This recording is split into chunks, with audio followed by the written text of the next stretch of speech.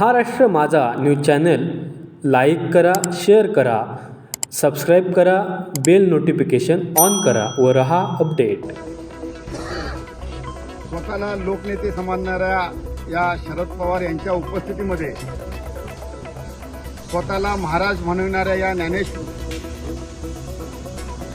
भडव्याने खरं तर प्रभू श्री रामचंद्र यांच्यावरती ज्या पद्धतीने टीका केली आहे, ज्या पद्धतीने त्यांच्या चारित्र्यावर संशय घेतला आहे, या तसंच श्री स्वामी समर्थ महाराज यांच्याही चारित्र्यावरती संशय घेतला आहे आणि तशा पद्धतीचे वक्तव्य केली आहेत. मी तुमच्या माध्यमातून या ज्ञानेश स्वतःला महाराज म्हणवणाऱ्या भडव्याचं मी निषेध करतो आणि खऱ्या अर्थाने शरद पवार यांनी त्या उपस्थितीमध्ये हे जे काही त्यांचं संभाषण चाललं होतं, लोकांना या महाराष्ट्रातील जनतेला अपेक्षा होती तिथल्या तिथे शरद पवार यांना रोखलं पाहिजे होतं, पण तशा पद्धतीची कुठलीही गोष्ट घडली नाही. उलट संपूर्ण हा जो काय होणारा अपमान होता आपल्या देवदेवतांचा, ते शरद पवार उघड्या डोळ्याने पाहत होते आणि कानाने ऐकत होते.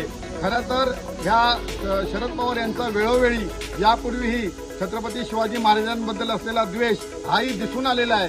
मी तुमच्या माध्यमातून या सर्वांचंच आणि शरद पवारजी यांचंही मी निषेध करतो आणि तुम्ही जे काही तुमचं वक्तव्य आहे किंवा कालच्या ज्या पद्धतीने तुमचं जे काही तिथे वागणं होतं, हेच खऱ्या अर्थाने दाखवून देत आहे की तुम्ही हिंदू धर्मियांच्या विरोधात आहात. मी पुन्हा एकदा तुमचा या निमित्ताने निषेध करतो.